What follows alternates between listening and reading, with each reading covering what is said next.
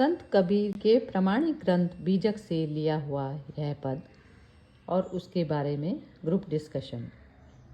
बुझ बुझ पंडित करहु विचारा, पुरुषा है कि नारी। ब्राह्मण के घर ब्राह्मणी होती, योगी के घर चेली। कलमा पड़ी पड़ी भई तरुकनी, कली में रहत अकेली। बार नहीं बरे ब्याह नहीं करे, पुत्र जन्मावनहारी। कारे मूड को एकहू ना छाड़ी, अजहू आदि कुमारी। मैके रहे जाए नहीं ससुरे, साईं संग ना सोवे। कहे कबीर मैं युग युग जीवो, जाति पाति को खोवो।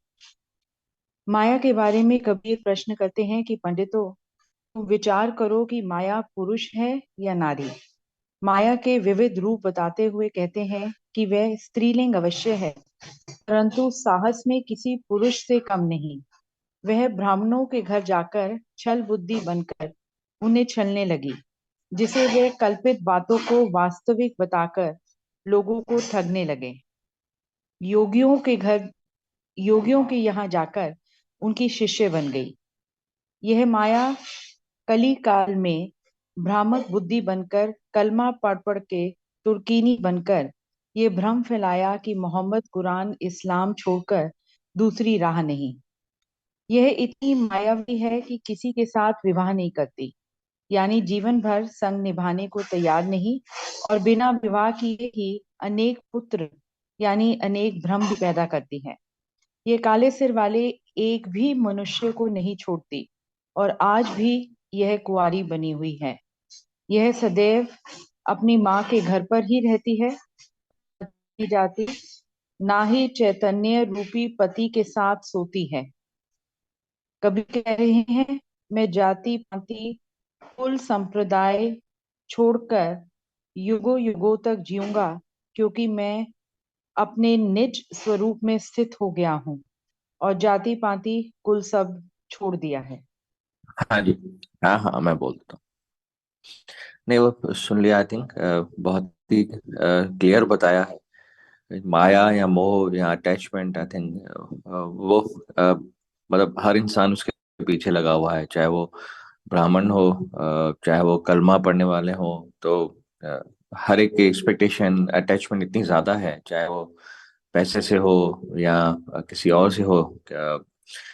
तो मतलब हर आदमी उसको चाहता है, बट माया किसी की नहीं होती। वो तो हमेशा इंडिपेंडेंट है। तो और मतलब ये नहीं समझ में आया कि वो अपने मदर के पास रहती है, हस्बैंड के पास नहीं जाती। ये मेरे को क्लियर नहीं हुआ थोड़ा। बट आई थिंक वो माया, आप देखो तो किसी की नहीं है। नेट नेट हम ही पीछे पड़े रहते हैं, कि नॉर्मल इंसान ही उसके पीछे पड़ा रहता है, और उसी के चक्कर में मतलब जो कुछ भी करना पड़े वो कर रहा है आज के दिन में। जी, इतना ही बोलना था।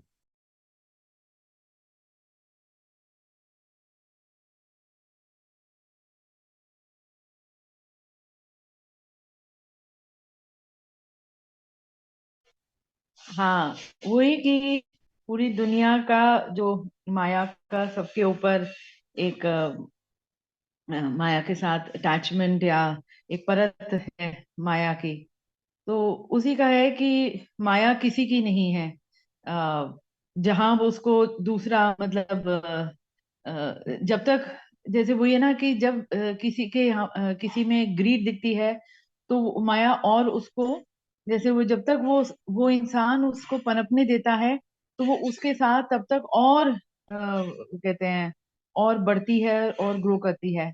और जहां ही वो फिर वो दूसरी जगह, तो मतलब आ, ये वही कि जब वो कह रहे हैं कि पति के घर नहीं जाती, ना ही चैतन्य रूपी पति के साथ सोती है।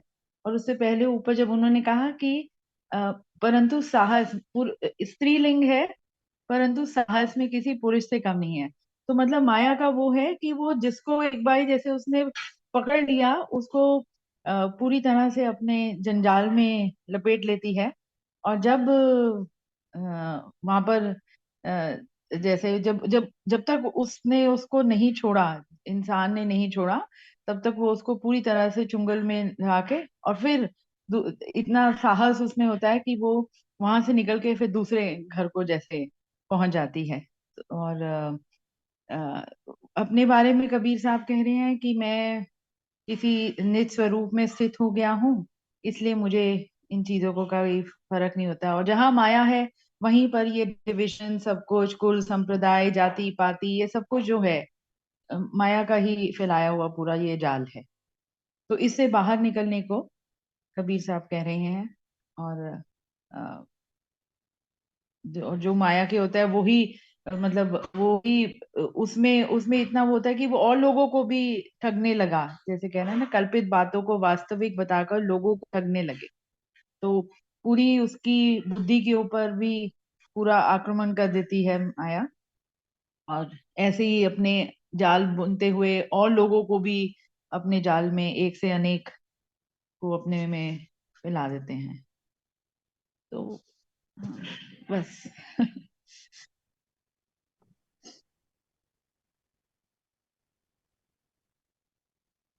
हाँ जी। हाँ जी।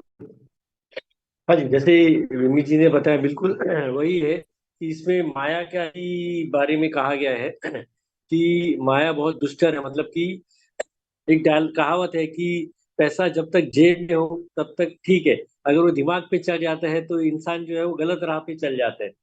मतलब कि माया जो है वो आपके लिए जरूरी है। मतलब जो आपको एक्सपेंस करने हैं, जो आपको जीवन यापन करना है, उसके लिए माया की जरूरत है। लेकिन माया का वजह से अगर आपको घमंड आने लगी तो फिर वो जो है आपकी क्या बोलते हैं, नेगेटिव चलती है और वो आपको डिस्ट्रॉय करके ही रहती है। और इसमें कबीर जी यही कह रहे हैं कि माया आपको मिल है नहीं, वो कभी इस घर तो कभी उस घर। मतलब जैसे कहते हैं ना, माया तो हाथ का मैल है। तो वही समझ के चलना है कि ये आज हमारे पास है, कल किसी और के पास होगी। तो उसका जिस दिन इंसान ने घमंड किया तो उसका जो है विनाश शुरू हो जाता है। दुर्बुद्धि आते ही, मतलब विनाश काले विपरीत बुद्धि। तो जैसे ही माया से अगर आप बुद्धि से काम करोगे, उल्टे दिशा में जाओगे, तो आपका पतन जो है वो श्योर शॉट है। वो इसमें वही कह रहे हैं कि तो मतलब सार यही है कि माया का आपको यूज करना है, मिस यूज नहीं करना है। तो उससे आपको दूसरों का भला करना है, डोनेशन करनी है, और अपना जीवन यापन करना है, और दूसरों को हेल्प करनी है। तो माया अपने जेब में ही रखिए, उसको दिमाग पे मत चढ़ाइए, यही इसका सार है। और जाति पाति, हाँ, मतलब ये कोई भी जाति पाति के लोग हो, हिंदू मुस्लिम कलर, ये सब पे एप्लीकेबल है। युगों युगों से ही ये स्वरूप चलते आ रहे हैं। जिसने माया के पीछे घमंड किया और उसका फिर वो विनाश शुरू हो जाता है। तो हमको यही भगवान बताते हैं कि मिट्टी से आए हैं, मिट्टी में जाना है। तो उसका घमंड नहीं करना है। अपने जीवन यापन के भगवान ने अगर आपके हाथ से किसी को कोई बेनिफिट देना लिखा है या क्रेडिट देना लिखा है, तो वो कार्य करके अपना सेंटर जीरो करके सही काम करें। और माया का ज्यादा घमंड मत करें। बस यही कह, थैंक हाँ, एक चीज इसमें, हाँ एक बस ये जो यहाँ पर वही जो पति के घर नहीं जाती और ना ही, तो इसमें एक तरह से वो एक बदचलन औरत का रूप के वैसे समझाने की कोशिश की है कि माया वैसी एक बदचलन सी है कि जहाँ पर अच्छाई है वहां पर तो बिल्कुल नहीं है, और जहाँ पर वही अच्छाई है, सत्य है, वहां नहीं है, और इधर उधर वही भटकती रहती है और अपने वही वश में लोगों को करती हुई और अपना जाल बुनती रहती है। तो वहां मुझे, पर मुझे थोड़ा सा यहाँ पर जैसे जो भी कबीर साहब ने कहा कि औरत का लेके एग्जाम्पल देके संभव, वो शायद उस समय के समाज में ऐसे था, बहुत ज्यादा था कि पर यहाँ पर जैसे औरत का एग्जाम्पल लेके समझाया, वो मुझे थोड़ा सा, मेरी अपनी वो है कि सही नहीं लगा। मतलब मुझे लगता है कि बच्चलन तो आदमी भी होते हैं, औरत को ही क्यों एग्जाम्पल देके दिया। और कोई भी हो सकता है, और आदमी ज्यादा होते हैं, आदमी ज्यादा होते हैं, औरत तो फिर भी समाज में रह के जैसे अपने आप को रहती है वो तो पता नहीं, ये मुझे जी, जो ये कबीर कबीर ने जो भी ये दो बोला ना, तो ये सारा चीज़ें शून्य पद पर बैठ के बोली। शून्य पद उसको कहा जाता है जहाँ पर हमारा मन की अवस्था जीरो हुई। तो ये जो एक तो माँ, जो ये अभी कपिल जी ने पूछा था कि यह सदैव अपने माँ के घर पर ही रहती है, तो आप इसको चाहे मन कह लीजिए चाहे अहंकार कह लीजिए।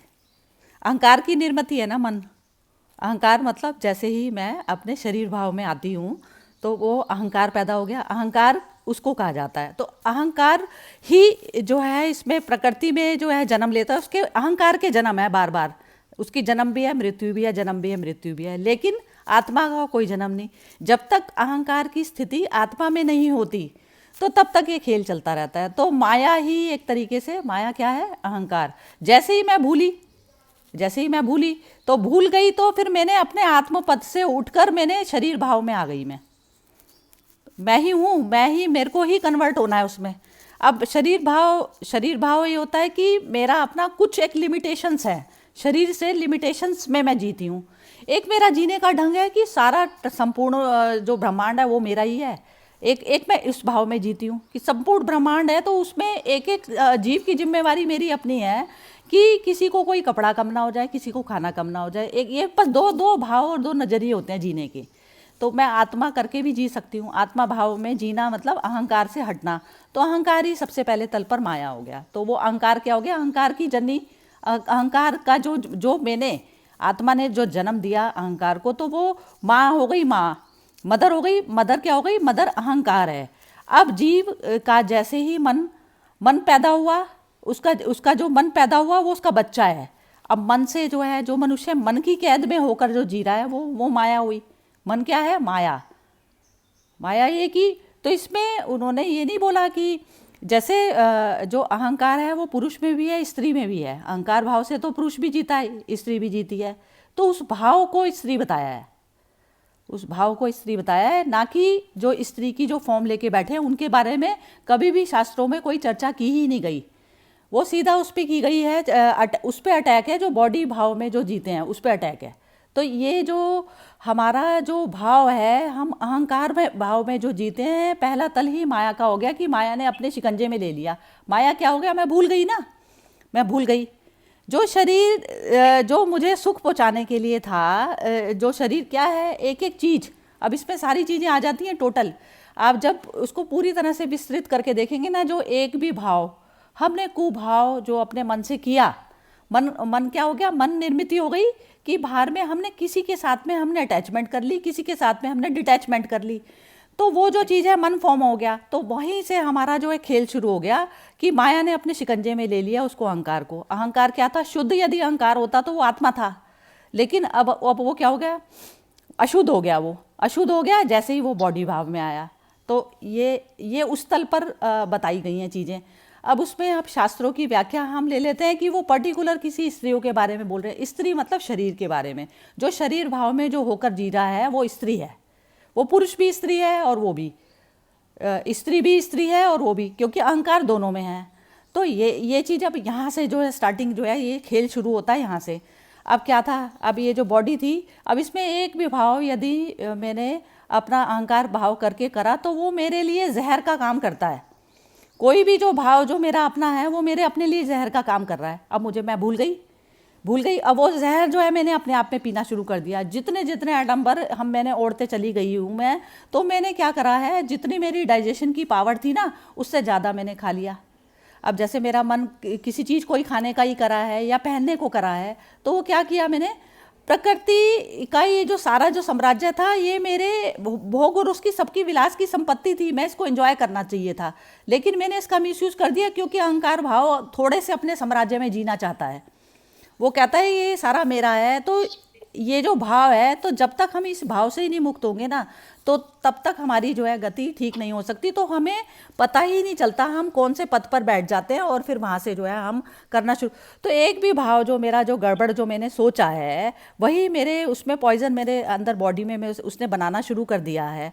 तो अब शुरू कर दिया, तो पहले मनुष्य अपने अंदर जो पॉइजन बना है उससे मुक्ति पाएगा या बाहर की चीज़ों को देखेगा। बाहर में जो भी सारा जो दृश्य जो खेल जो प्रकृति का चल रहा है, प्रकृति के खेल में वही मनुष्य एंजॉय कर पाता है जो अपने पूर्ण स्वरूप में बैठता है। अब मैं उसमें जो चीज़ें जो मैंने अपने अहंकार के कारण जो मेरे अपने साम्राज्य में आ गई है, वो साम्राज्य मैंने कुछ के साथ में अपना स्थापित कर लिया। अब मैं कह रही हूँ कि मैं तो बहुत अच्छे से रह रही हूँ, लेकिन ऐसे नहीं चलता ना। तो ये वाला जो भाव है सबसे पहले उससे मुक्त होना है। तो ये माया मतलब माया मन ही माया है। तो जैसे ही अब क्या होता है, पहले मैं अपने मन की कैद से हटती हूँ, मन की कैद से हटती हूँ कि मुझे ये पता है कि ये सामग्री मेरे लिए इतनी सफिशिएंट है, इतने में मेरी भूख तृप्त होती है, तो वो मैं उतनी ही लूँगी। लेकिन मैं लालचवश मतलब मन के कारण मैं जो है उसका मिसयूज़ नहीं करूँगी या मैं उसको ज़्यादा नहीं भोग जाऊँगी। तो वो क्या होता है ना, जैसे जो इंडाइजेशन की जो प्रोसेस चलती है वो खाली इसमें नहीं चलती कि आप खाने में या फिजिकल पहनने में चलती है, क्योंकि जो प्रकृति की जो एक कण भी जो मिला है ना, वो कण हमें वापस लौटाना होता है, एज इट इज़ लौटाना होता है उसको। प्रकृति का कि सब चीज़ें जैसे कहते हैं ना, सब कुछ हवा में मिली, उसमें मिली हुई है ना, हमें फ्री में मिली हुई हैं सब चीज़ें। ये जो जो बेसिक जो चीज़ हैं जिनमें मनुष्य सर्वाइव करता है वो सारी चीज़ें फ्री में मिली हुई हैं। और बाकी जो जितने भी प्रकृति के जो बनते हैं उसको भी हम क्या कहते हैं, जैसे ज़्यादा मैंने किसी से प्रॉफिट ले लिया तो वो चीज़ वो मैंने मिस कर दिया ना, उसमें चोरी की है मैंने, कहीं ना कहीं चोरी की है, तो वो चीज़ भी मुझे उसी बंदे को उसी रूप में मेरे को लौटानी पड़ेगी वो चीज़। जब तक ये नियम हमें समझ नहीं आएगा तो मनुष्य का अहंकार भाव ही जो है ये इससे मुक्ति ही सिर्फ निर्वाण की तरफ पर हमें ले जा सकती है। तो ये इससे मुक्त होने की बजाय अहंकार कहता है ये जैसे नॉलेज कर ली, अब स्त्री पुरुष के चीज़ को, शरीर को अलग अलग मानने लग गया। अब अहंकार तो दोनों में ही जन्म करा है ना, लेकिन जो अहंकार में जी रहा है उसको पुष्ट करना नहीं बनता, उसको पुष्ट करना नहीं बनता। तो ये जो दोए बोले गए उसमें कह रहे हैं कि जैसे तुम योगी बन जाओ, तुम बाहर चले गए, संन्यास ले लिया, सब कुछ कर लिया, तो वहाँ पे शिष्यों की भीड़ लग जाएगी, शिष्य चढ़ाना शुरू कर देंगे गुरु को, तो वहाँ पर भी अहंकार पैदा हो जाएगा, फौरन हो जाएगा पैदा, और फिर उसमें भी कंपटीशन चालू हो जाता है। तो कहीं पर भी आप माया के उससे बचे नहीं। माया मतलब बेहोशी, जैसे ही आप बेहोश हुए तभी तो आपको माया प्रभाव डालती है, आपको बेहोश करा करा के डाल देती है, आपके सामने लालच की चीज़ें छोड़ेगी। प्रकृति सामने, ये प्रकृति क्या होती है, मदर है मेरी प्रकृति, मेरे सामने इस तरीके के दृश्य डालेगी, वो टेस्ट करेगी मुझे कि मेरे को अभी भी जरा सी भी मेरे अंदर सूक्ष्म वासना किसी चीज़ के लिए बची हुई है कि नहीं बची हुई, तो वो टेस्ट करती है ऐसे। तो जैसे मैं कहती हूँ नहीं मेरे पास तो बिल्कुल भी नहीं, मैं अपने आप में बड़ी स्वस्थ और वैसी महसूस करती हूँ कि मैं तो अब किसी भी लालच में फंसती ही नहीं। लेकिन फिर वो उससे बड़ा वाला जाल फेंकेगी, उसे पता है कि तू मुक्त हुई है कि नहीं हुई है अभी। तो वो जो मेरी जो चैतन्य रूप में जब तक हम नहीं जागते तो प्रकृति जन्म देती चली जाएगी। वो कहती है तू ये वाले भी में भी टेस्ट कर ले, ये वाला भी टेस्ट कर ले। तो प्रकृति हो गई मदर, और जो पुरुष है वो चैतन्य पुरुष सो गया है। अब जब तक वो चैतन्य, वो जो प्रकृति है, प्रकृति को या तो हम एज अ वाइफ की तरह से ट्रीट कर लें और या फिर हम उसको मदर की तरह ट्रीट कर लें, दोनों में से एक ही बात है। जैसे कहते हैं ना वाइफ की डिमांडिंग होती है वाइफ, तो वाइफ की जो डिमांड कर रही है, जो शरीर और अहंकार जो डिमांड कर रहा है, तो पुरुष चैतन्य है तो वो उतना ही उसको देगा, उतना ही उसको पोषण देगा जितना उसके लिए ज़रूरी है। तो ये चैतन्यता में जब तक हम नहीं आते, हमारे पास हमेशा विकल्प होते हैं, और जो मनुष्य अपना ये विकल्प छोड़ देता है ना, तो वो समझ लीजिए किसी संसार की बेहोशी में शामिल हो गया। जैसे मैं किसी से डर के जीती हूँ या फिर मैं किसी पर साम्राज्य स्थापित करके जीती हूँ, तो वो दोनों ही बेहोशी हैं।